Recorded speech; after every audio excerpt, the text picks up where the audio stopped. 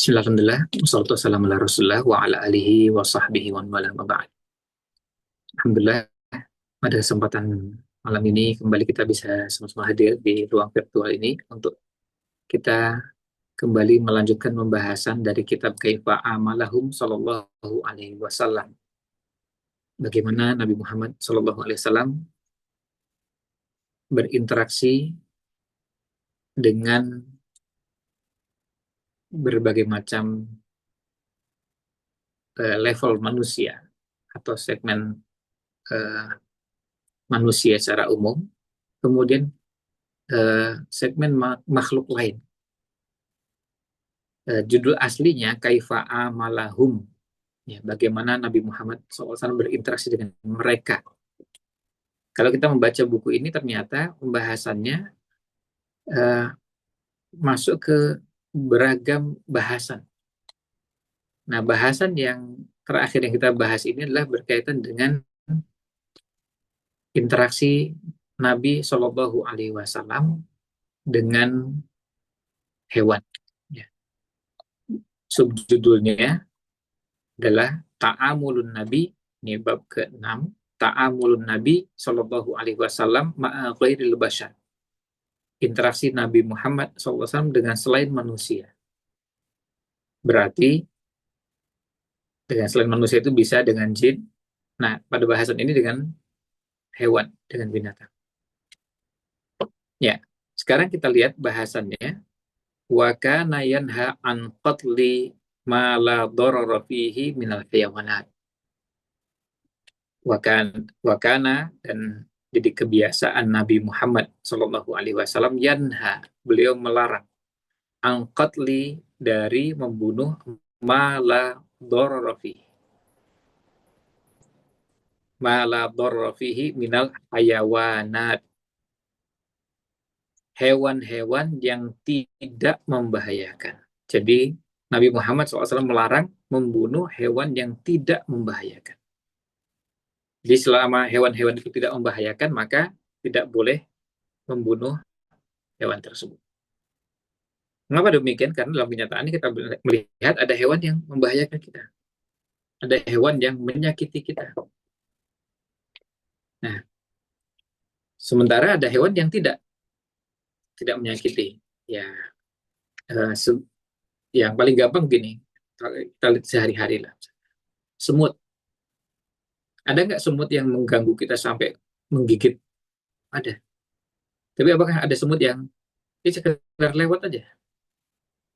Dan kalau kita punya makanan yang manis, semut mengerumuni, tapi tidak pada posisi misalnya seperti semut warna tertentu, misalnya semut merah kecil, lalu menggigit uh, kulit kita, entah tangan, kaki, atau bagian tubuh yang lain.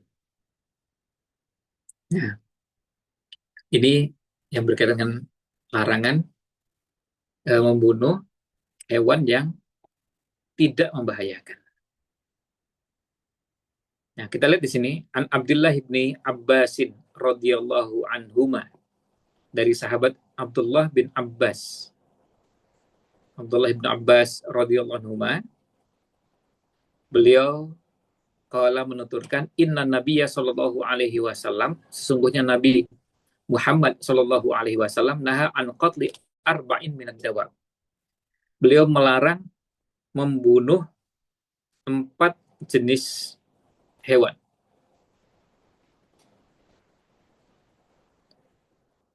Melarang membunuh 4 jenis hewan, maksudnya melarang membunuh 4 jenis hewan ini yang tanpa sebab, tidak ada alasan apapun. Apa itu? Yang pertama, an-namlatu.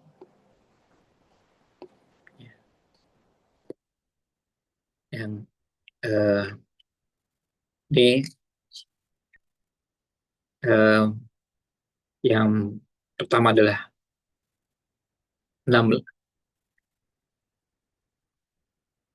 semut. Nah, di sini diberi keterangan, bisa dicek pada catatan di baris di bawahnya, amman namlu fala yuqtalu minhu illa ma'adza. Adapun hewan semut itu maka tidak dibunuh kecuali yang menyakiti. Maka semut jenis tertentu yang menyakiti manusia. Jadi kita dapati misalnya kadang-kadang kita duduk satu tempat atau berdiri satu tempat, tiba-tiba semut itu menyerang, tiba-tiba menggigit. Tapi ada semut yang kalau kita berada di tempat tersebut, kalaupun dia muncul, dia hanya cuma berjalan kadang di atas kaki kita atau yang lain. Nah, ini yang dijelaskan di sini, kalimatnya dalam hadis itu an-namlatu, tapi disebutkan amman namlu fala yuqtalu minhu illa ma'ada. Adapun semut maka tidak dibunuh kecuali semut yang menyakiti. Jadi ini yang pertama. Lalu yang kedua, wan nahlatu. Nahlah itu artinya lebah. Ini lebah juga tidak dibunuh. Kemudian wal hudhud. Hudhud ini burung, ya burung hudhud. Lalu wasuradu. Surat itu burung elang. Ya.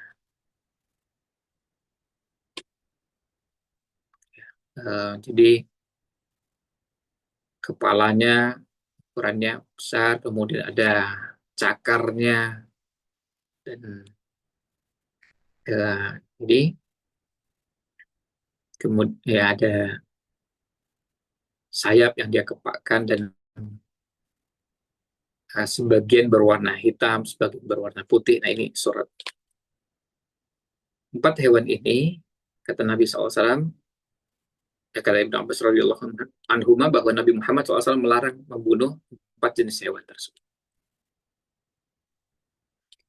Semut, lebah, burung hudhud, dan burung elang. Nah, keterangan yang kita dapatkan di sini, ketika disebutkan semut, disebutkan bahwa semut tidak dibunuh kecuali yang menyakiti. Berarti tidak semua semut tidak boleh dibunuh. Ada semut yang menyakiti dan ada yang tidak. Kalau semut yang tidak menyakiti kita, ya sudah, tidak kita bunuh.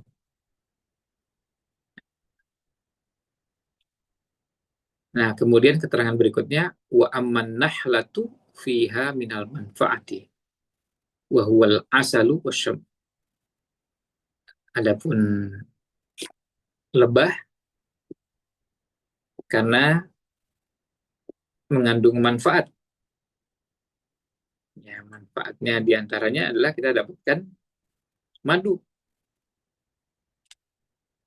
Ya, madu dan syam itu artinya cahaya muncul.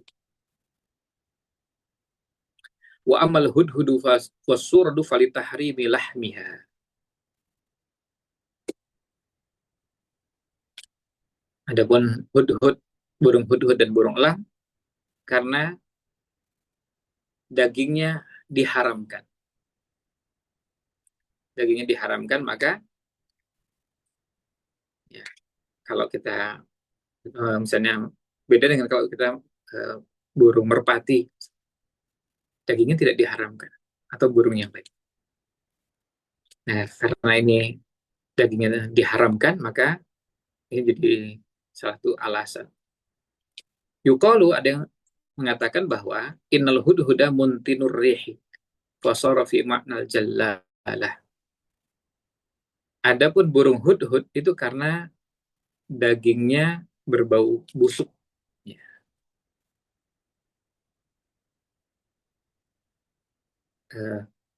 Kalau burung hudhud karena memang dagingnya, ini karena aroma, baunya. Jadi dia masuk kategori jallalah. Jallalah itu berlaku untuk hewan-hewan yang juga mengkonsumsi kotoran, makan kotoran. Sehingga ketika di, dibunuh kemudian akan dikonsumsi, maka apa, kotoran juga ikut menjadi bagian yang dikonsumsi. Kemudian wasuradu, sementara burung elang, tatasya'amu bihil arabu wa tatatayyaru bisautihi wa syakhsihi. Sedangkan burung elang itu dulu orang-orang Arab, maksudnya orang Arab di masa jahiliyah, mereka biasa menjadikan burung tersebut sebagai burung elang sebagai sarana untuk nanti mereka menyikapi nasib sial atau tidak. Jadi orang merasa bernasib sial kalau mendengar suara burung elang, melihat burung elang. Jadi itu yang diistilahkan dengan tatoyur. Seakan-akan burung itu menjadi pertanda buruk. Ya, pertanda buruk dari sesuatu. Misalnya melihat burung elang, selalu pertanda, oh berarti nanti akan ada yang meninggal. Ini akan ada yang bernasib sial. Ini akan ada yang mengalami kecelakaan. Ada yang, nah itu semua keyakinan yang menyimpang. Fanaha an qatlihi, Nabi SAW melarang membunuhnya. Liyakhla'a an qulubihim ma sabata fiha min i'tiqadihim syum. Ini dilarang agar keyakinan yang ada dalam diri mereka itu bisa dihilangkan. Agar keyakinan yang ada bisa dihilangkan. Karena keyakinan ini keyakinan yang muncul di kalangan masyarakat Arab saat itu. Nah, ini adalah penjelasan tentang apa hikmah dari kenapa burung-burung ini dilarang. Dan ini disebutkan rujukannya Mirqatul Mafatih dan kemudian Al-Mawsu'ah Al-Fiqhiyah. Nah, ini sub bahasan yang berkaitan dengan Nabi SAW melarang membunuh hewan yang tidak membahayakan. Jadi kalau burungnya membahayakan, tentu boleh. Jangankan hewan yang buas yang membahayakan manusia. Yang namanya ya, binatang misalnya seperti macan, serigala, dan yang lainnya. Ketika itu mengancam dan membahayakan manusia, maka manusia boleh membela diri, menjaga keluarganya dari bahaya tersebut, yang akhirnya bisa menghilangkan atau membunuh hewan tersebut karena membahayakan. Nah, maka kita kenal ada namanya binatang buas. Judul yang dibuat oleh penulis adalah larangan membunuh hewan yang tidak membahayakan. Dan di sini ketika disebutkan ada 4 larangan membunuh hewan, yang ini masuk kategori hewan yang memang dekat dengan kehidupan manusia, itu tidak berarti membatasi bahwa hanya 4 ini yang dilarang.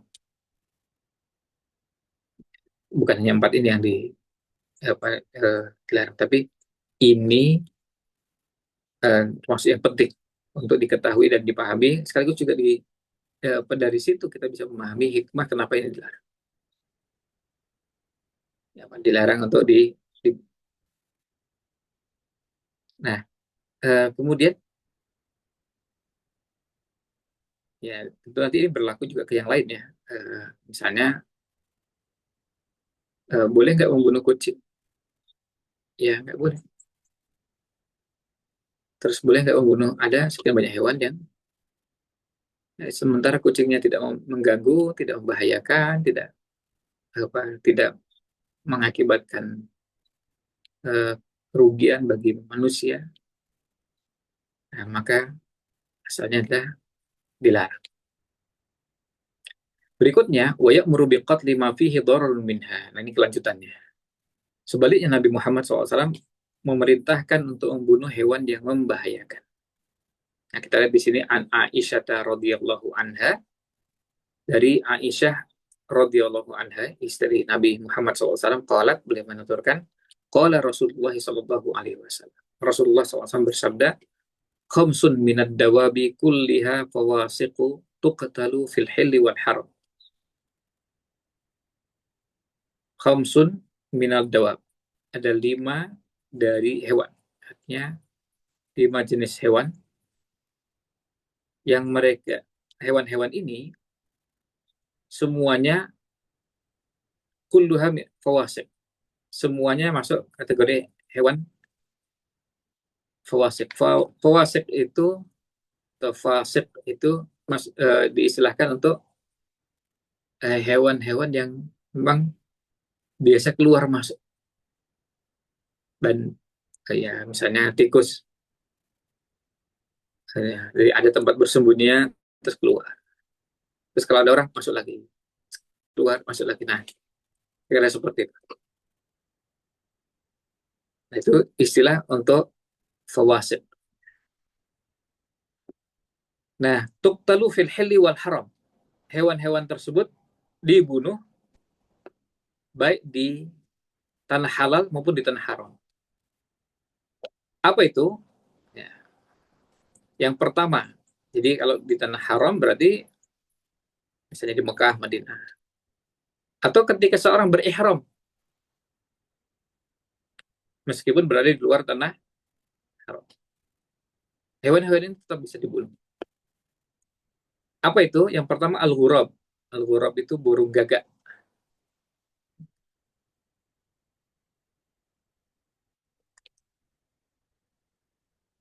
Di apa? Diberi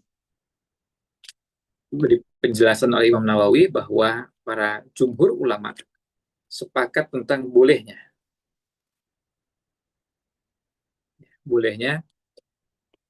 membunuh hewan-hewan tersebut di tanah halal, di tanah haram, dan kemudian di sini apa? Ada keterangan ihram. Nah, ketika disebutkan fawasik, itu maksudnya adalah asalnya, yang namanya fisku itu dalam bahasa Arab itu keluar.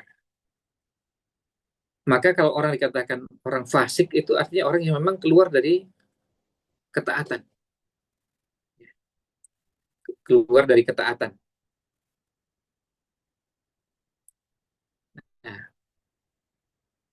Nah, ini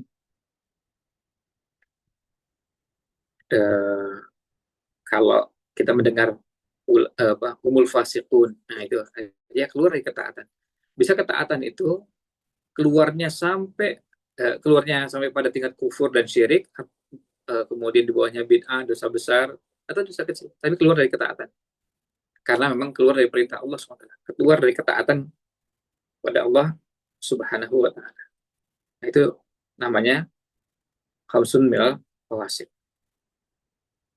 Nah, kemudian berikutnya tadi disebutkan al-ghurab, yang pertama bergagak, yang kedua wal had'ah itu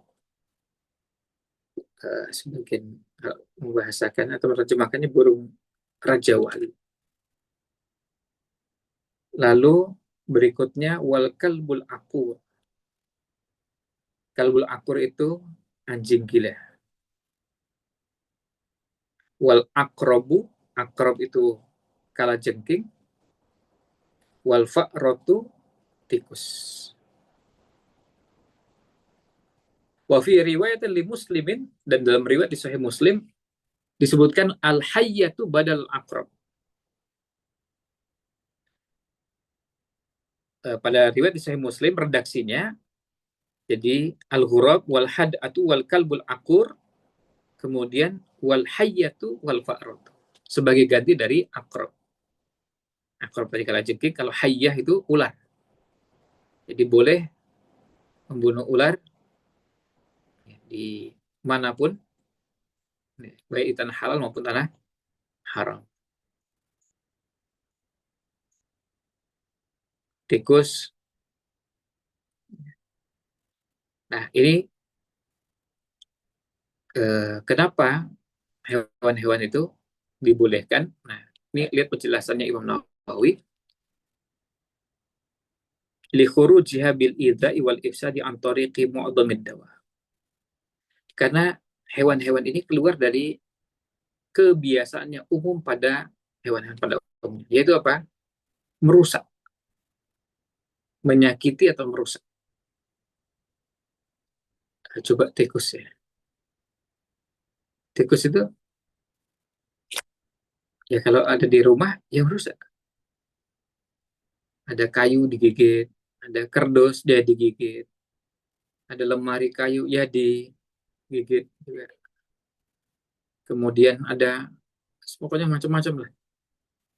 Kertas lah, ada kertas ya digigit juga. Kita bisa melihat bekas kertas yang sobek ya. Kemudian macam-macam lah ada barang-barang yang dirusak. Nah ini beda dengan hewan-hewan yang lain. Jadi misalnya kalau kita bisa menyebut kucing misalnya, kucing itu merusak? Oh enggak, ya kucing ya biasa. Coba kalau biarkan kucing itu berada di lingkungan kita, asalnya nggak merusak, ya, asalnya nggak merusak. Jadi apalagi kalau yang apa mungkin cuma yang memelihara kucing tahu gimana ada kucing itu ya kalau dirawat ya dia baik dibiasakan melakukan kebiasaan-kebiasaan baik ya dia nggak merusak. Artinya nggak merusak misalnya kalau di rumah merusak barang-barang di rumah, merusak entah itu barang-barang dari kayu, dari eh, kertas, dari karpet, dari bahan kain apa gitu misalnya. Asalnya nggak. Beda dengan kalau itu apa ada kejadian tertentu ya, tapi asalnya tidak seperti itu. Asalnya tidak punya kebiasaan merusak. Nah, kemudian di sini sebutkan ada dalam riwayat yang disebutkan uh, ghurab al-abqa, ghurab. Jadi ketika disebutkan khamsun minad dawabi kulliha fawasiku, ya khamsun minad dawabi kulluha fawasiku tuqtalu fil hili wal haram. Dalam salah itu di riwayat Sahih Muslim al-ghurabul abqa. Ya, ghurab abqa itu jadi burung gagak yang eh, di punggungnya dan di perutnya ada warna putihnya. Itu abqa. Nah, sementara kalau kalbul akur anjing ini maksudnya anjing gila yang memang eh, anjing ini liar dan berbahaya, bisa menyerang orang. Ini maksud dari hadis tersebut. Nah, kemudian apalagi hewan yang dianjurkan dibunuh? Wa an Sa'ad bin Abi Waqqasin radhiyallahu an, dari sahabat Sa'ad bin Abi Waqqas radhiyallahu an, anna Nabiy sallallahu alaihi wasallam, sesungguhnya Nabi Muhammad sallallahu alaihi wasallam amara bi qatlil wazaghi. Beliau memerintahkan untuk membunuh cicak. Wasammahu fuwaisiqan, dan beliau menamakannya fuwaisiq. Tadi ada fawasiq, fasik. Di sini fuwaisiq. Di fuwaisiq ini hewan yang masuk kategori fawasik tadi, tapi kecil. Karena memang cicak itu kecil. Kan kalau dibandingkan dengan tikus ya cicak kecil. Apalagi dibandingkan dengan tadi ada burung gagak, ada ular, kemudian ada anjing gila. Nah itu jelas yang namanya cicak binatang yang ukurannya kecil. Nah, ya ini berkaitan dengan hewan-hewan yang disarankan untuk dibunuh. Nah, kemudian ada keutamaan. Wa an Abi Hurairah radhiyallahu anhu anna Rasulullah sallallahu alaihi wasallam qala, dari sahabat Abu Hurairah radhiyallahu anhu, sesungguhnya Rasulullah sallallahu alaihi wasallam telah bersabda, man qatala wazagatan fi awwali darbatin falahu kadza wa kadza hasanah. Siapa yang membunuh cicak dengan sekali pukul, maka mendapatkan sekian pahala. Wa man qataha fi dzarbati tsaniyah falahu kadza wa kadza hasanatan lidunil ula. Siapa yang membunuhnya dengan 2 kali pukulan, maka akan mendapatkan sekian pahala, tapi pahalanya di bawah yang pertama. Wa in qataha fi dzarbi tsalisah falahu kadza wa kadza hasanatan lidunil tsalitsah. Siapa yang membunuh cicak dengan 3 kali pukulan, maka akan mendapatkan pahala sekian pahala, tapi pahalanya masih di bawah yang kedua. Jadi yang paling bagus berarti apa? Sekali pukul. Kalau enggak, ya 2 kali pukul. Kalau tidak, ya 3 kali. Tapi semuanya tetap dapat pahala. Mendapatkan hasanah. Nah, kemudian dijelaskan hikmahnya. Wa'an ummi syuraikin. Wa'an ummi syarikin, maaf. Radhiyallahu anha, anna Rasulullah sallallahu alaihi wasallam. Qala, anna Rasulullah sallallahu alaihi wasallam amara bi qatlil wazaqi. Dari sebagai banyak Ummu Syuraik ya. Sesungguhnya Rasulullah SAW memerintahkan membunuh cicak itu, waqala kana yanfuhu ala Ibrahim alaihissalam. Karena cicak ini termasuk yang meniupkan api pada saat Nabi Ibrahim dibakar.